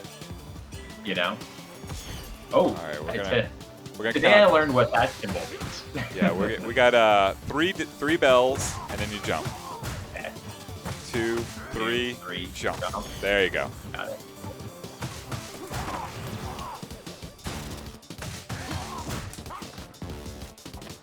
Grab me. 2, 3, jump. Oop, too early.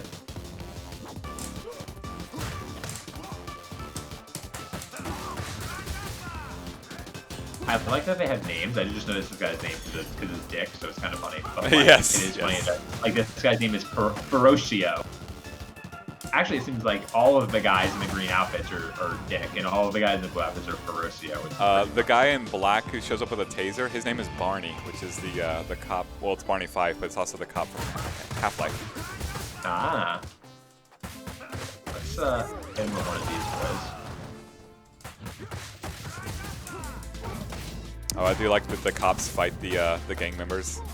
Oh, do they? I didn't notice that. I was too busy firing my laser. Yeah. Oof. Taking a loss early. This is a very short level. Okay, good.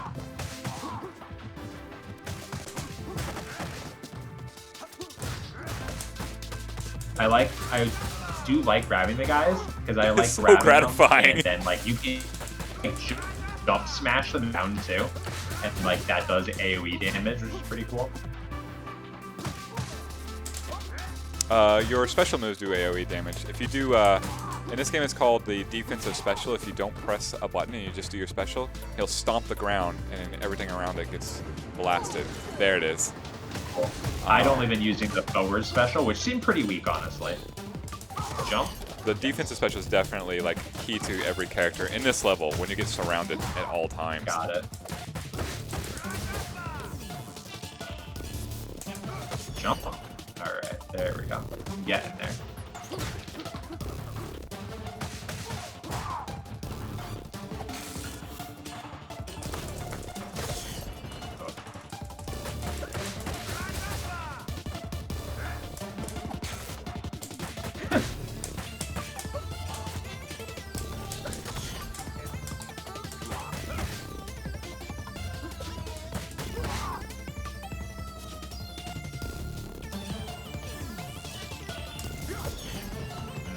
Also, parallax scrolling makes the arcade game nerd in me come out. Oh, for sure. You play Black Emperor? No. You should.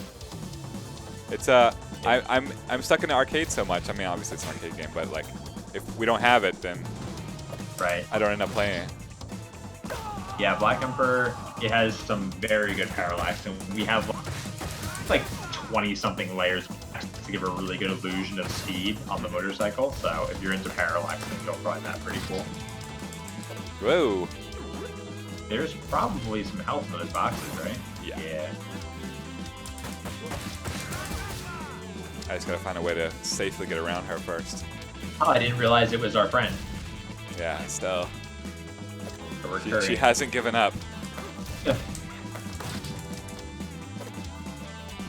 She just brought grenades this time. Yes. No backup this time, though, so that's nice. No backup. No, they're not driving alongside this train shooting rockets onto it. Uh-oh.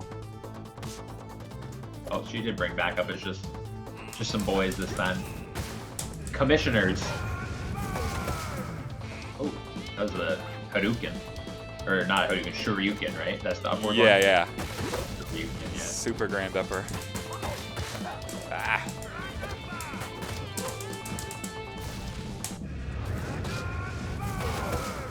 Nice. And those commissioners are no slacks either. Yeah, that was the level 2 boss. So I have 2 of the level 2 boss and 1 of the level 4 boss. It's every police boss in the game combined. And your teammate has died, so. I'll see what I can do.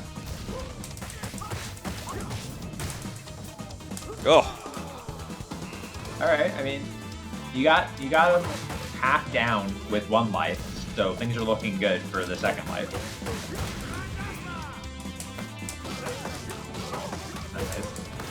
Ah. Yeah, I feel like the key here is locking multiple of them in an attack. Yes, but they have armor frequently, like there. Yeah. If I can get Estelle, we're done. Yeah. Ugh.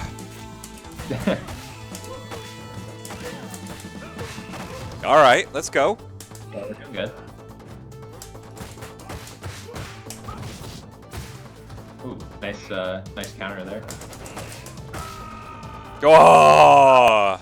Oh, Combos. that was a yeah. He took a lot of life there. That was a fun stage though. Man, that was awesome. All right. Are we running one more? You think? Yeah, let's do it. All right. You want to try Adam or Yeah, I mean, I'll try another guy. Daddy's here, or you can go Streets of Rage 1. It's really weird. You said their specials kind of suck, though. We might Yeah, need they the help. do. I don't know if I'm good enough to warrant, you know. The 1-frame jab is nice, but yeah, their specials aren't bad or aren't good. You know what? Here's the thing. I'm actually pretty trash at using the specials, so let me try. Let's go Team Axel. All right. Axel Stone. The Axel from the new one's actually pretty chonky. He's got some real wide torso going on there. It's been working out. Yeah, he's a thick boy.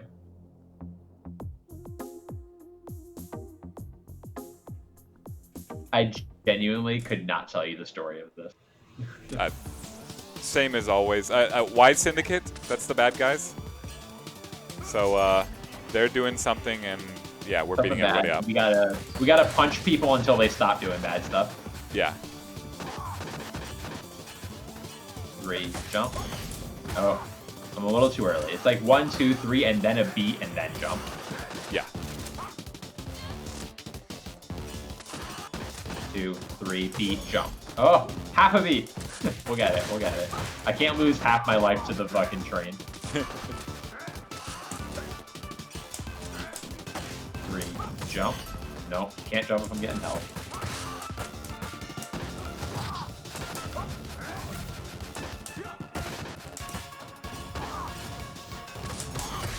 You did it. Oh boy. Yeah, that 1-frame jab is good. Yeah, it is. I think it helps me a bit because I tend to not really remember my special attacks too often.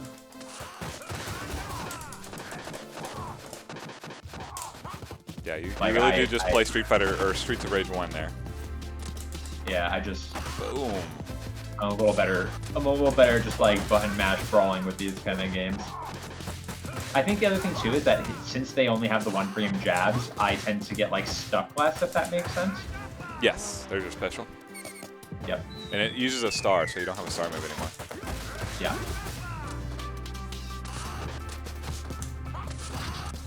Get off of me. Literally.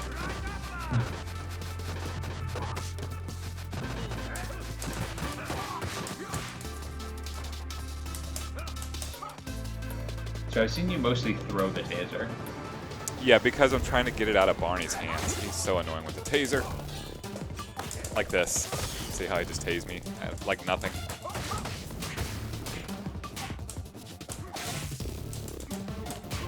Yeah. Yeah, the taser's just too dangerous to have him play. There you go, tased. Yeah, it sucks. And the first thing he wants to do is go grab the taser again.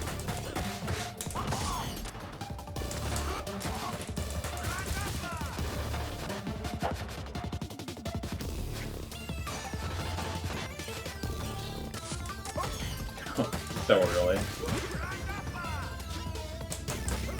I am surprised at how well this works, though. The remote play, yeah. They say I have very, very beastly internet. It's like 800 meg plus up and down on the actual speed test. So where you are? Yes. Yeah, I have 200 down, so that's probably good enough.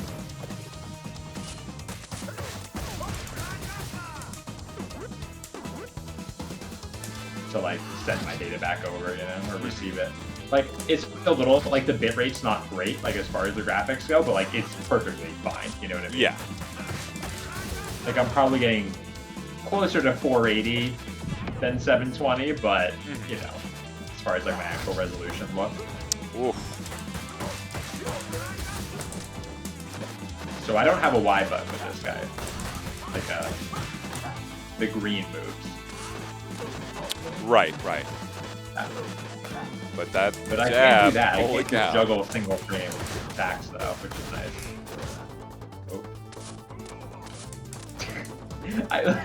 I love their jumps. I get her too? Yeah. Whoa.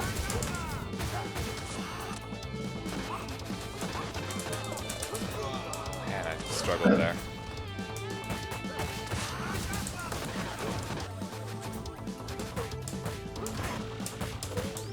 I'm dead, but I think I did a little more work this time. The way the Streets of Rage 1 characters jump with their torso first is so funny. They like pelvic thrust the air. Yeah. So, Oh my goodness, I can't buff this. so close. Oh no, this is bad. No. Can't lose it now. Agreed. Ugh. They're zoning so well. Alright, just... Oh, I thought I was just you and Estelle. Alright, just you and her. Oh my goodness, she got me. Oh no. She was zoning so well with that Oh, grenade. No. She's normally terrible at it. Oh my goodness, that was heartbreaking. No. You out of here? No, let's beat this level. Let's do it. Oh my Come goodness. Come on, we were so close. We I gotta get cannot this one. believe that. I can't go out without having this train defeated. And I gotta learn this jump, so there we go.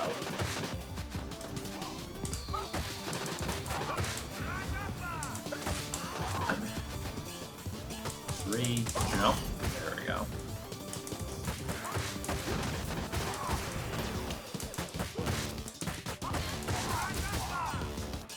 Two, three, jump.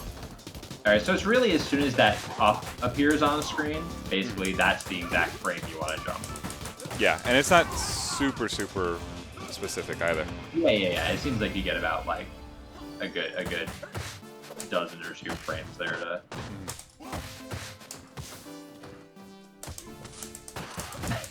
I was just fighting a thug and a policeman, and like the policeman just turned around and just gut punched the thug one time, and then went back to fighting me. It was like this guy needs a little lesson, and then I'll get back to you.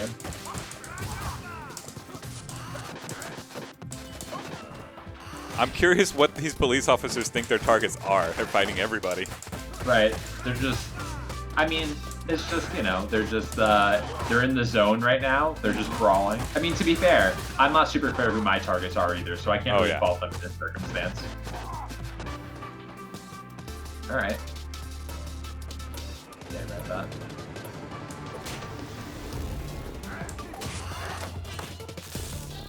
Ugh. Oh, I mean, I got the iframes for the train. That was nice. Yes. The new pair characters can defensive special to it too, like that. I don't have a special, so. Right. Yeah, you don't have iframes in your special. You could do neutral jump kick.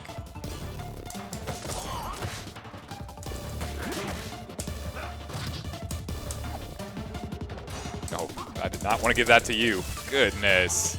I got it. Oh, didn't even see that message. Oh, I died to that. Sad. We're here. All right. All right, this is the end of her. We got it. I think this is the most health we've made into a rip, though. Yeah. I ain't having this.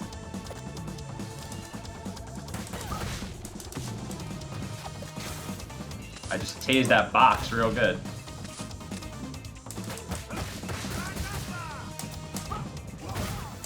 Guess we'll hit him with one of these. Maybe I should have waited till the boys showed up. I don't know. Might have been a mistake.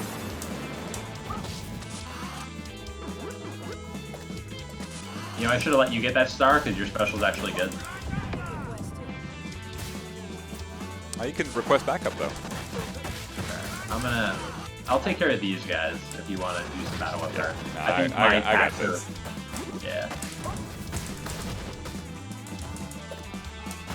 Ah! I'm gonna hit him with one of these again.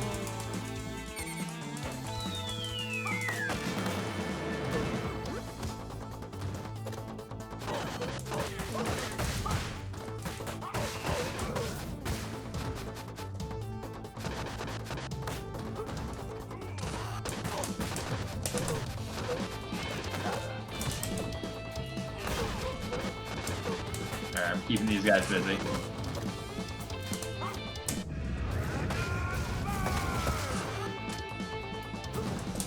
Man, the commissioner's throws are brutal. Yeah, They just and out they'll of combo. nowhere just chuck you. Alright, I'm dead, but I think we got her this time.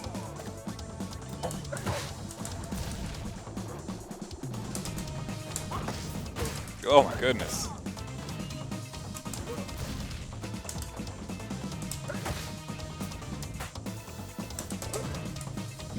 I like that one little jab he gave her, just a little hit. Believe me, I wanted more. There you go, let's go. Oh, oh my god. Embarrassing. Oh no. Ah my god. Look at that, look at how little she had too. That was awful. That was like one hit. Ugh. Oh My no. bad. My bad. I've beat it on boss rush mode before too, but no. No, I believe it. I mean, we gotta go. I mean, All right. yeah. I'm committed to. We can beat this, right? Like we're so close. 100%. 100%. Gotta 3 jump. There we go. Yeah, that window for the jump is actually bigger than I thought it was too. I think I was going too early before. 3 jump. Nope. Get there.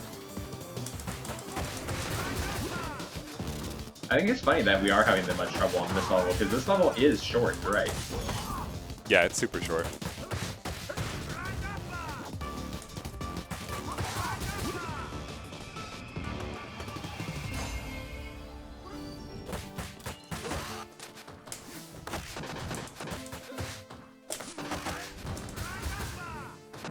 It's a good boss fight. I like the challenge. No, yeah, it is. I mean, it feels like a good difficulty based on the fact that we're losing by just a teeny bit, right? Yeah, and we're on the hardest. Right, Difficulty we're level. hard, and like we're both people that play games, you know, so. I realize I'm not super impressing you here, but I don't think I'm slowing us down too much or anything. So. I play with all skill types. So you're not hiding that you're a good gamer.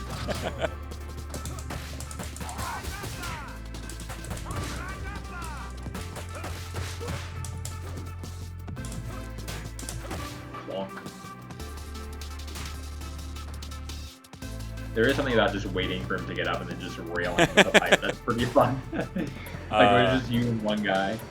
What makes me keep coming back is the thought of like comboing with your partner here.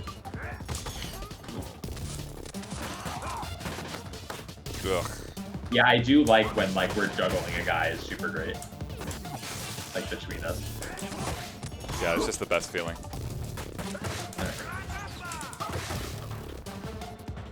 I think I've lost my first life at the exact same part every time. Man, I'm still too early.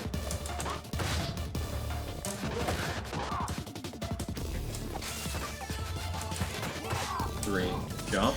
There we go.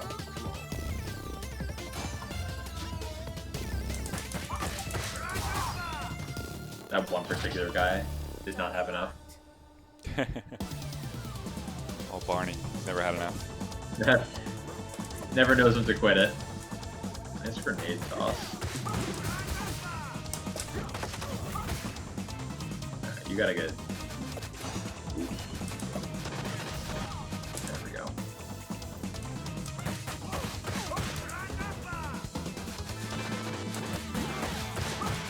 Yeah, like that. That's nice.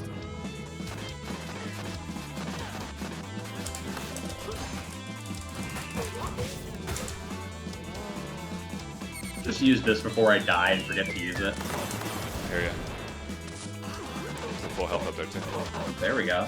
Got all those guys in the corner. Alright, I'm gonna get out before Before you get I armored? ruin it. Yeah. Yeah.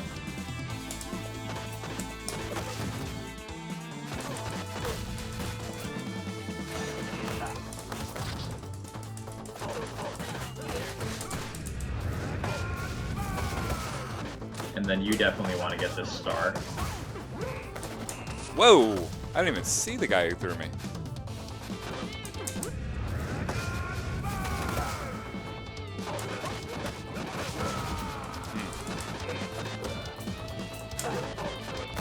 Alright, that's it, Estelle. R.I.P. There we go. Everyone's in the air. We're all on the ground. Alright. We got there. Let's see. Did we get a D rank? Probably. Oh my goodness. Extra D. C! C! Hey, short level. That's a victory. Alright. That was pretty successful. I think that we did good. Yeah, good games. Yeah, man, good games. Thanks for hosting and having me on. My pleasure. And, it was fun hanging out. I'll definitely be popping in the stream, so Yeah, appreciate the support. yeah, man. I bought those shirts too. I'm excited to get them in. Those are going to be some cool swag to have, you know. Mm-hmm. I am like serious it. too. If you wanna send me the testing copy, I'll be happy to play it. I was having a lot of Oh fun. yeah, no, totally. So I mean, I don't get really offended by wanna- some things blowing up on me. What's that? I don't get offended by games crashing out on me. Oh sure, yeah. I will